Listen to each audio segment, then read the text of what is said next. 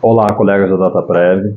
Sou Léo Santoshi, em nome de toda a diretoria da ANED e do seu conselho diretor. Estamos aqui hoje no mês em comemoração ao Dia da Mulher Negra, Latino-Americana e Caribenha, saudando aí nossas diretoras negras, Luíse Rocha, do Rio de Janeiro, Fabiola Nico, do Espírito Santo. E em nome delas, a gente abraça e acolhe a todas as nossas associadas da ANED e as associadas das entidades parceiras, a AED Rio Grande do Norte, Ceará, São Paulo, a PD Paraíba, a EDASC Santa Catarina e a SDAT Distrito Federal. Faço um agradecimento também ao Sindipetro NF e à FUP, Federação Única dos Petroleiros, que estão nos apoiando nesse evento de hoje. E para abrilhantar aqui a nossa entrevista, vamos conhecer a nossa convidada. Olá, Zoraia Braz, muito prazer. Uma mulher negra de 61 anos, professora, oficial da Reserva da Polícia Militar. Fui presidente do Conselho Municipal Antidrogas, fui presidente do Conselho Municipal dos Direitos da Mulher, estive como coordenadora extraordinária de políticas de promoção de igualdade racial e também como secretária de políticas de promoção de igualdade racial. Olá, Zoraia, que satisfação tê-la por aqui com a gente.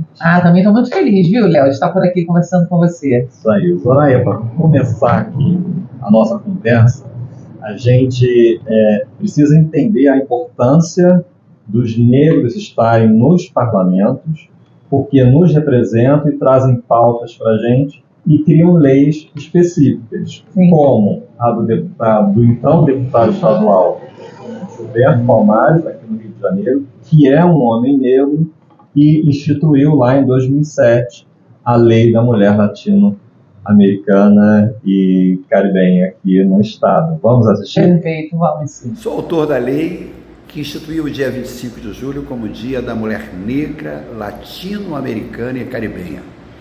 O peso, a importância das mulheres negras na construção do Brasil e da América Latina é muito grande. Vou dar um exemplo, uma companheira, Edna, do Sindicato de Telecomunicações, que foi pioneira há 30 anos atrás na luta pelo reconhecimento das lesões por esforços repetitivos na área de processamento de dados, bancários, telecomunicações e outras. É para homenagear e incentivar a luta de mulheres como a Edna e muitas outras que nós estamos gritando juntos. Viva o 25 de julho! Viva o Dia da Mulher Negra, Latino-Americana e Caribenha! Que interessante a história da Edna, Quer dizer, uma mulher, que a gente vê que ocupou um espaço e trouxe benefícios para todas as pessoas, Sim, sim. As mulheres estão sempre ligadas nos cuidados que tem que ter. Falar em mulher, a gente tem que fazer menção aqui à lei nacional que foi instituída 7 anos depois da lei estadual aqui no Rio de Janeiro, pela única presidenta mulher eleita, Dilma Rousseff. Sim, sim, muito sensível também, por conta de ser mulher, não por ser mulher, mas por ser mulher e estar ligada também nas questões da igualdade, a questão étnica. Certo. Bom, gente, então agora vamos começar de fato a nossa entrevista, querendo saber diretamente da Zoraia. Zoraia, por que é importante ter essa comemoração separada do Dia da Mulher Negra, Latino-Americana e Caribenha do Dia Internacional da Mulher no 8 de março? Sim, são duas datas, Léo, muito significativas para nós mulheres. A primeira, ela trata de uma maneira geral da mulher na sociedade, tá certo? E ela foi uma conquista do movimento feminista, que não necessariamente naquela época incluía as mulheres negras, porque a luta por direitos, que trouxe o 8 de março, não era uma luta na sua totalidade que nos incluísse. Era uma luta para as mulheres. O 25 de julho, ele tem um pequeno diferencial. Ele foca na questão das mulheres negras. Então, é um momento em que a gente fala da questão nossa de saúde, cuidados, porque nós temos especificidade. As mulheres negras têm especificidade, né? Ocupação dos espaços na sociedade de uma maneira geral, e a gente tem um olhar por conta das nossas questões ancestrais, né? Por conta dos caminhos que nos trouxeram até aqui. Nós tivemos muitos momentos de muita opressão, né? Nós não éramos donas nem da nossa vida, nem dos nossos corpos, nem dos corpos dos nossos. Então, o nosso feminismo, ele tem outros olhares, tem mais olhares do que o 8 de março. Mas é bacana a gente ter, porque acaba sendo uma pauta que ela dialoga, né? O 8 de março, ele dialoga, sim, com o 25 de julho. O 25 de julho a gente aproveita para saudar essas mulheres que vieram antes da gente, essas mulheres pretas que vieram antes da gente, abriram portas e pavimentaram o nosso caminho. A gente aproveita para saudar essas mulheres. Importante aí essa fala, Zoraia, porque eu digo sempre que a luta tem que ser de todos, tem que ser dos homens, tem que ser dos brancos, tem que ser das mulheres brancas, e aí eu faço uma menção honrosa aqui às nossas diretoras Márcia Maia, de Minas Gerais, e Maria José Torres, a nossa Zezé, de Pernambuco, que elas, no ano passado, instituíram no calendário da ANED a criação dessa data, que são mulheres brancas, né, mas são feministas e têm esse olhar que era necessário separar as datas, né? Então, não foram mulheres negras querendo separar, foram mulheres brancas que têm esse entendimento. Então, nosso agradecimento às nossas diretoras. E aí eu pergunto para vocês, Zoraia, o que falta de políticas públicas voltadas para atender às demandas dessa população negra? Léo, eu quero fazer um comentário desse comentário que você fez, né? Porque quando você fala dessas mulheres que instituíram essa data no calendário, né, de vocês, é muito importante porque a gente vê o quanto elas são sensíveis às questões raciais. E há uma assertiva de Angela Davis que diz o seguinte: não basta você não ser racista, você tem que ser antirracista. E o ser antirracista é isso aí, é estar abraçado, fazer das atitudes antirracistas o teu cotidiano. Tá? Então, estão de parabéns essas suas companheiras, viu? Estão de parabéns. Mas então você perguntou sobre o que falta nas políticas. Léo, a gente tem o Estatuto da Igualdade Racial. Né? O Estatuto da Igualdade Racial, ele estabelece ali ações transversais entre os diversos ministérios. Tá? Então, a gente tem ação para educação, saúde, habitação, meio ambiente. Nós temos previsão de ação para todos os ministérios e os estados e municípios que têm secretaria vêm dentro da dimensão, né, do estado e do município. O que, na verdade, ele é muito bem elaborado, viu? Ele é muito bem elaborado. Estabelece ações que nós poderíamos já estar mais avançados nessa questão do combate ao racismo estrutural, né? Que é dessa forma, com essas leis, que a gente combate o racismo estrutural. O que falta, na verdade, é o interesse. Que me desculpem os gestores, não os gestores dos órgãos de igualdade racial, mas os gestores dessas outras pastas. Falta entender que eles precisam, sim, estar ombreados com essas políticas, precisa de execução. E a gente sabe muito bem que tanto os ministérios quanto as secretarias de igualdade racial estão preparados verdadeiramente para dar um suporte. Porque muitas vezes algumas ações deixam de acontecer porque aquele gestor não se sente preparado tecnicamente para abordar as questões raciais, sabe? Mas existe o suporte, tanto do Ministério, quanto das secretarias estaduais ou municipais, para poder preparar esse diálogo. Certo. E aí eu queria fazer um parênteses, Soraya, que a diretoria da ANED entende que devemos ter mais pessoas negras nos cargos de gerência dentro da empresa. Não só ficar na substituição, como muitas vezes acontece, fica só na substituição e nunca galgam o posto de titular, né? Será por quê? Será que nós temos algum empecilho que não deixa a gente chegar nesses postos? Então, essa é uma luta que a ANED comprou e a gente vai cobrar da diretoria, né? A diretoria muito ativa, muito participativa, né? Com o governo democrático, e a gente só pode fazer isso em épocas de governo democrático. É bom que a gente mencione, né? Soraya, com uma perspectiva agora de juventude, e aí a gente engloba todo mundo, né? O homem e a mulher. A juventude negra está protegida? É uma pena, mas não. Os nossos jovens morrem muito. Eles não estão protegidos no sentido de essas políticas que são previstas no Estatuto da Igualdade Racial, delas não serem efetivas. Porque nós poderíamos ter os jovens, porque a maioria dos jovens que morrem são jovens negros, não é verdade? É o que a gente está falando aqui. Aí a gente parte para uma situação, para uma perspectiva de territorialidade. A maior concentração da população negra, ela está em territórios em que o poder público não entra, né? Então, a vulnerabilidade é muito grande. Os jovens se sentem atraídos por uma falsa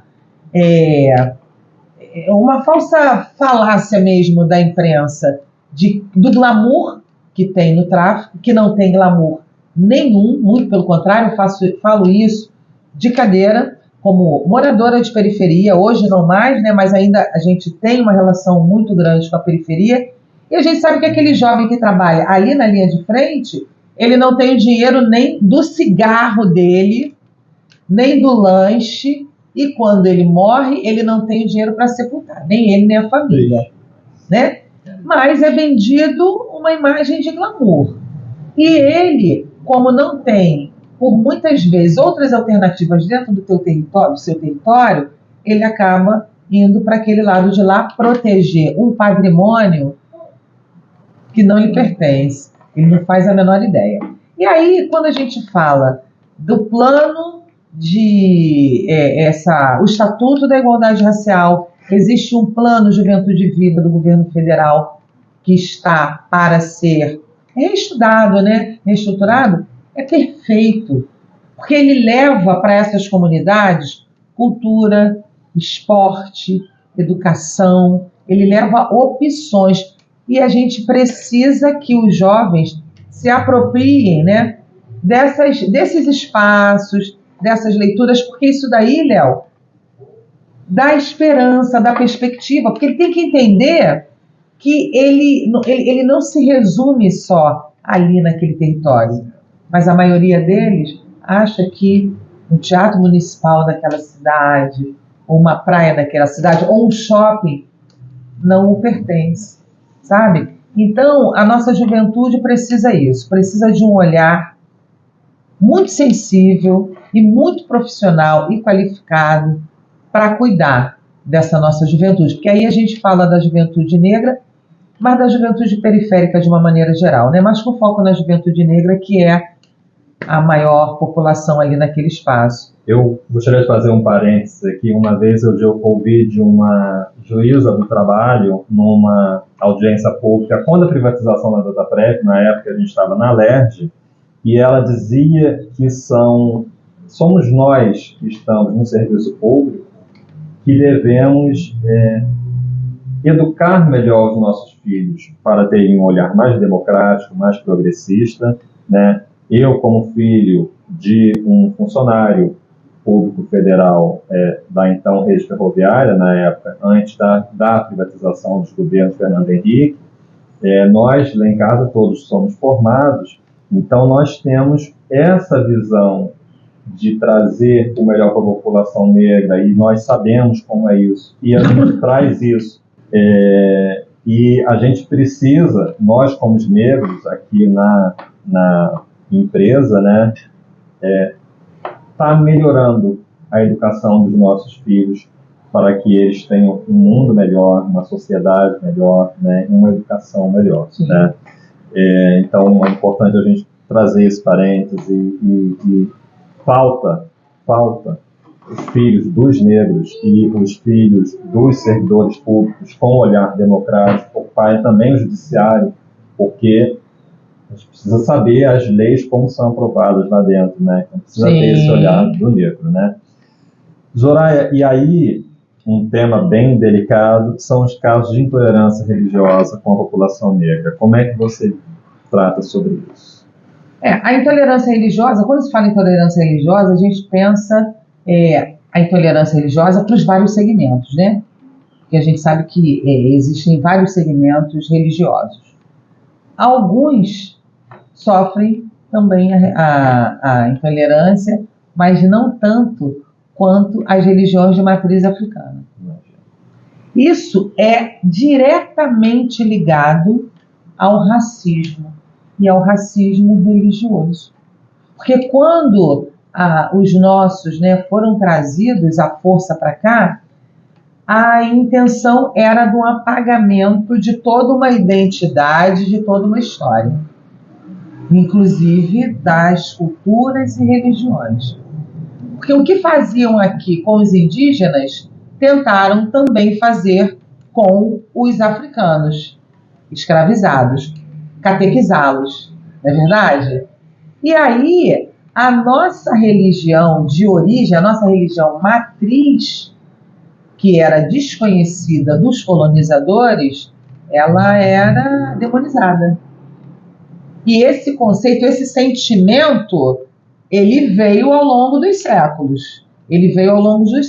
Né? Então, determinadas religiões, as religiões acabam não se dialogando. Até aí tudo bem, né? O que não pode é você entender que a outra religião, ela tem que ser demonizada, ela tem que ser eximada, não é verdade? Isso é o que não pode. E é o que fazem muito com as religiões de matriz africana. Quando entram nos terreiros, quebram as nossas imagens, né? Mexem com o nosso sagrado.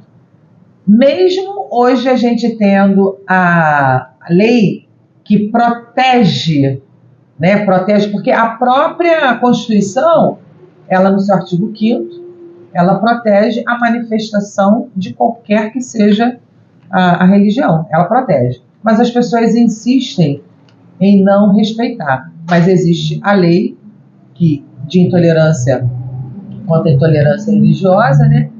Mas o algoz, ele sempre entende que ele vai ficar acima da lei, né? Que ele não vai ser preso. Então vai aqui um apelo, né? A gente estava falando ainda há pouco de atitudes antirracistas. Então, você tem que se indignar, sabe? As pessoas têm que se indignar quando estiverem presenciando qualquer ato criminoso, porque intolerância religiosa é crime, racismo é crime, tem que ser denunciado. E não precisa ser denunciado apenas pela vítima direta, não. Qualquer um pode denunciar. E é imprescritível. Então, em qualquer tempo, você pode denunciar. Porque não é possível que as pessoas entrem num terreiro e não tem um vizinho que esteja vendo, né? De repente, o zelador, as pessoas daquela casa de santo, podem até não estar ali, mas alguém viu, gente, não é possível. Então, essa pessoa que está vendo, ela pode sim denunciar. Aí a gente não tem, em todo o território nacional, né, as delegacias de crime de racismo e contra a intolerância religiosa. Não temos, mas qualquer delegacia registra esses acidentes, esses crimes. Qualquer delegacia. Então, a gente já tem esse avanço, né, que nos garante, nos protege e nos acolhe. A gente já tem esse avanço. Então, a gente tem que fazer uso da lei de forma a coibir, né, a impedir a reincidência. E a gente lamenta A gente lamenta que ainda aconteçam esses tipos de crime. Queria fazer só aqui acréscimo, né, que a religião também católica está sendo muito atacada, né, por grupos ditos religiosos, mas a gente vê que tem uma influência política nociva e estão também implantando fechamento de igrejas católicas aqui no Rio de Janeiro, na Zona Norte. Tivemos recentemente, nas 2 semanas, e ordenação de fechamento de igrejas, né? Então, eu acho que temos todos que contribuir pelo respeito a todas as religiões. Sim, nós passamos por isso, né, numa comunidade aqui no Rio de Janeiro, em Brás de Pina, que é a comunidade de onde eu sou, e aí tinha uma imagem da Santa Edviges, que ela é a paróquia dali da localidade, tem a igreja de Santa Edviges, e tem essa imagem que ficava dentro da comunidade.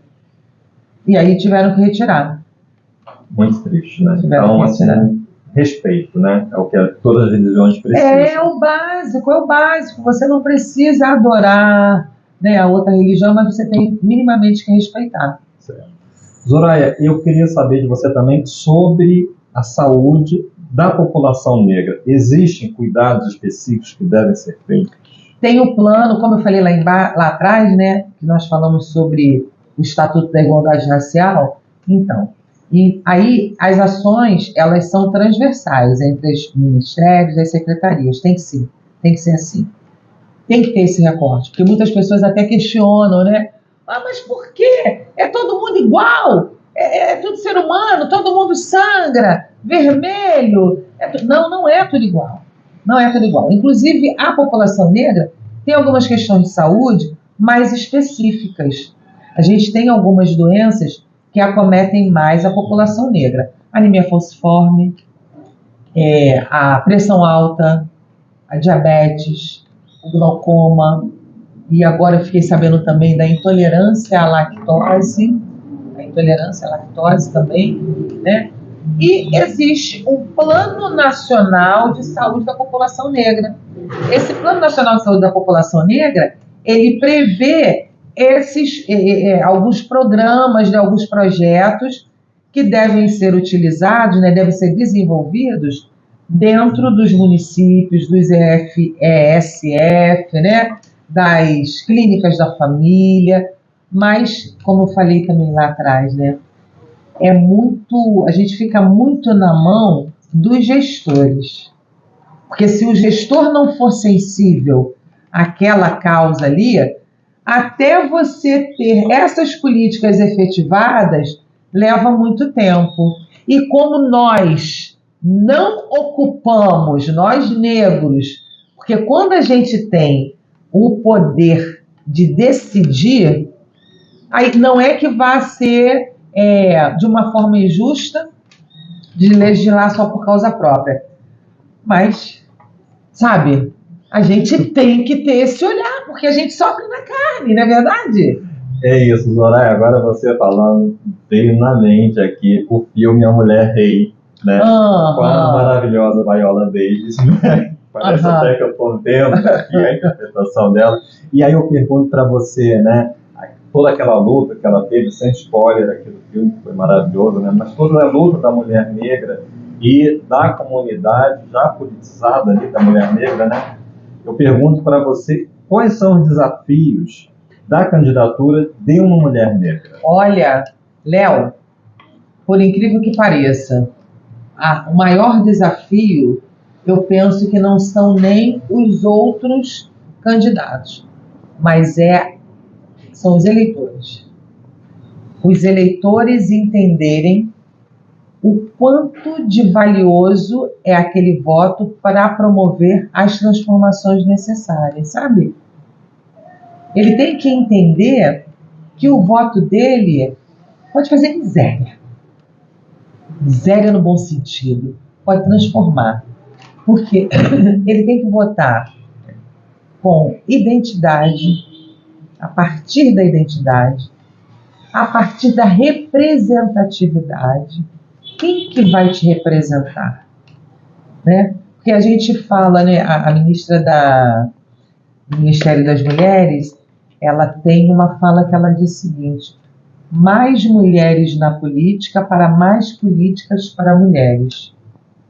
E a gente diz, mais negros na política para mais políticas para negros. Porque nada mais de nós sem nós, sabe, Léo? Tem que ser dessa forma. E aí, voltando, né, diretamente para falar sobre o desafio. O desafio é isso. É do eleitor entender quem que vai representá-lo, quem é que vai falar por ele, quem já viveu o que ele vive hoje, entende? Ou quem ainda vive, porque a gente tem a necessidade de ter as pessoas que moram, né, em territórios onde o poder público não chega, porque quem mais legítimo para falar daquela população ali do que quem mora ali? Não é verdade? Quem mais legítimo para falar de mulher do que uma mulher? Então, o desafio maior, são vários os desafios, né? Mas o desafio maior é o nosso próprio eleitor. É uma educação política, sabe? É um letramento político. Isso a gente precisa muito.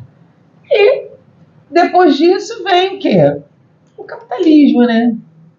Porque a maioria das mulheres não tem dinheiro para investir nas suas candidaturas. E se tratando de mulher negra, tem menos dinheiro ainda para investir numa candidatura, né? Para fazer aquela frente grande. Não estou nem falando de forma irregular, né?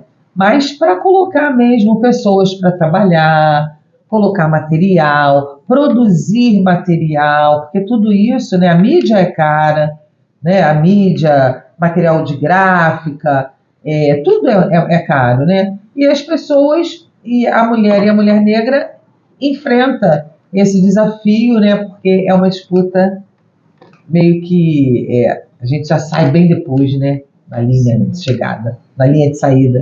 Um parênteses que eu sempre faço também é o seguinte, eu falo até isso na associação e com alguns colegas, quando é algum cargo, né, que precisa de muito trabalho, muita garra, muita perseverança e sem remuneração, com certeza a gente pensa sempre numa pessoa negra. Agora, quando é algum cargo ou posição remunerada, a pessoa negra é a última a ser pensada.